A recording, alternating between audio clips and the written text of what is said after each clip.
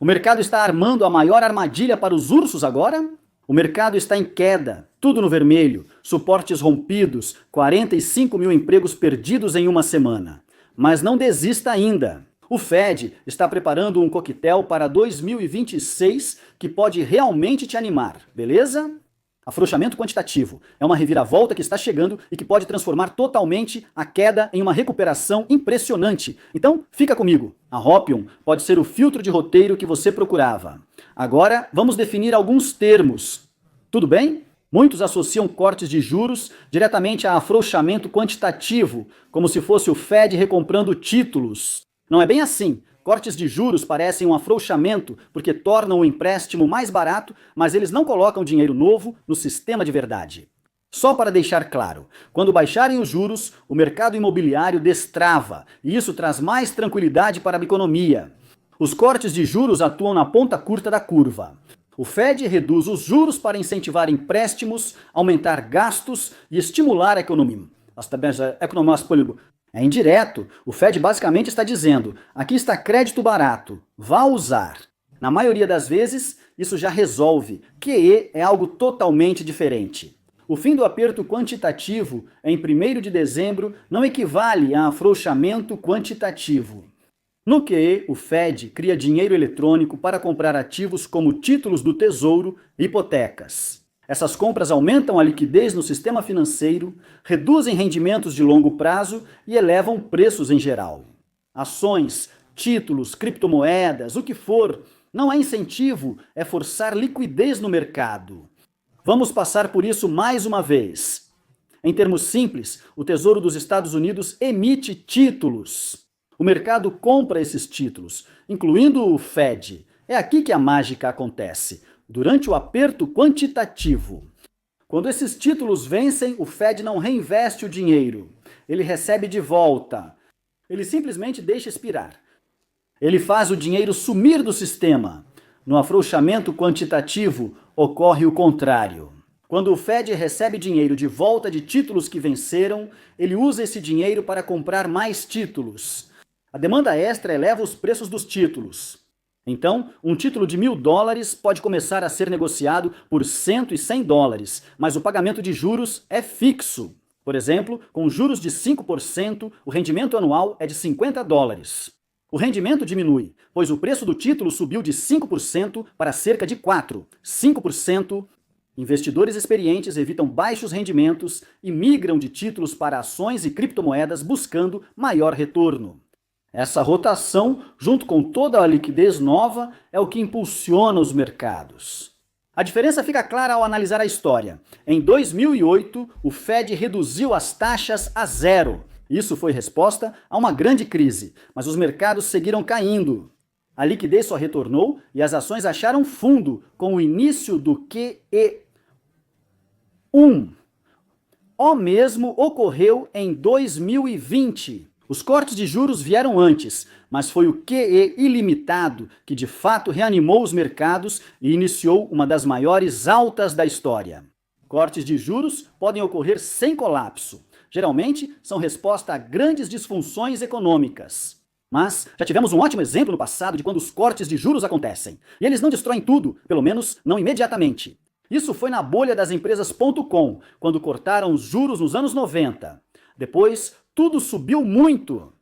O Fed anunciou que vai suspender o quantitative tightening até 1º de dezembro, mas isso não quer dizer que o QI começará automaticamente. Isso só significa que eles terminaram de retirar liquidez do sistema, o que é bom, coloca muito menos pressão no sistema. Mas é aqui que as coisas ficam interessantes. Alguns analistas argumentam que encerrar o quantitative tightening tão cedo parece e soa muito como o primeiro passo para o afrouxamento quantitativo chegando em breve. Segundo eles, não é necessário anúncio oficial de QE para o mercado sentir os efeitos. Por isso, chamam de QE disfarçado. Dizem que vão chamar isso de ajustes técnicos. A liquidez retorna ela ao sistema, mas o Fed não admitirá publicamente. Eles não querem deixar o mercado animado demais, mas está lá. Se você olhar nos bastidores e quando você analisa os dados reais, o momento faz sentido. O Quantitative Easing Tapering começou em junho de 2022 e desde então as reservas bancárias foram rapidamente drenadas, como uma marretada. Reservas bancárias dos 28 trilhões de dólares, menor nível em 4 anos, 33 trilhões no início do ano. Analistas alertam que esse nível se aproxima do limite em que a liquidez deixa de ser ampla. Se as reservas caírem demais, os mercados de financiamento podem travar. Já vimos algum estresse nesses mercados. O Fed quer absolutamente evitar isso. Eles fizeram uma reunião de emergência com os bancos no fim de semana sobre isso. Nem tudo está bem sob a superfície. Mercados pedem mais liquidez do Fed e o mercado de trabalho também não ajuda. Setor privado indica forte desaceleração do emprego. Empresas cortaram mais de 14.250 empregos por semana no fim de outubro. Isso é ruim. Em setembro, o setor privado perdeu 32 mil empregos, maior queda desde o início de 2023. Os cortes de empregos em 153 mil, o maior número para esse mês em mais de 20 anos. Isso elevou o total de cortes neste ano para quase 11 milhões, o maior acumulado do ano desde a pandemia. Nem tudo vai bem na economia. O Fed manteve as taxas altas por muito tempo. Lembre-se, seu duplo mandato inclui máximo emprego. Esses números aumentam a pressão sobre a política. A outra parte do duplo mandato deles é manter a inflação baixa, o que pode fazer com que eles tenham que sacrificar o controle da inflação para salvar o mercado de trabalho. Aqui, as opiniões macro divergem. Stephen Meering, uma das vozes mais duras do Fed, não pede QE completo, mas pressiona por cortes de juros rápidos e agressivos. Ele defendeu que a estabilidade do mercado de títulos permite cortes mais profundos, não apenas reduções simbólicas de 1/4 de ponto por reunião. É preciso agir com agressividade de verdade aqui. Na visão dele, a demanda pode ser corrigida primeiro com as taxas de juros. Se a economia enfraquecer mais rápido que o esperado, ferramentas do balanço patrimonial podem ser usadas. Ferramentas do balanço patrimonial, claro, significam que eles vão começar a comprar um monte de títulos de volta do mercado. Dewey Bank vê esse cenário chegando mais cedo do que tarde. Os analistas do DOIT-JB Bank esperam que o Fed termine o Quantitative Tightening, claro, em algumas semanas. Neste ponto, dias, poxa vida, seguido por uma enorme reviravolta de liquidez. Isso se parece muito com QE, mas provavelmente eles não vão chamar de QE. Novamente, serão ajustes técnicos de algum tipo ou de outro. Agora, eles não estão dizendo que vai ter QE amanhã, mas estão dizendo que os números apontam para uma mudança de vários trilhões de dólares assim que os mercados de financiamento ficarem mais apertados. Estamos indo para um cenário de mercados de financiamento mais restritos. Não é só questão dos Estados Unidos, mas é importante destacar: o Japão, quarta maior economia mundial, avalia pacote de estímulo de 17 trilhões de ienes, cerca de 110 bilhões de dólares. Se aprovado, essa liquidez se soma ao ciclo de flexibilização dos Estados Unidos da América. A China também imprime dinheiro. Isso gera uma onda de liquidez que pode atingir diretamente os mercados globais de risco. Será que o afrouxamento quantitativo como conhecemos está chegando? Não sabemos exatamente quando isso acontece, mas sempre ocorre. Provavelmente isso vai acontecer desta vez, ou pelo menos em um futuro próximo, de alguma forma através de ajustes técnicos. Mas não se engane ao pensar que eles realmente vão injetar liquidez no sistema. O aperto quantitativo termina antes do fim do ano, o que já impede a drenagem de liquidez. Algo muito importante.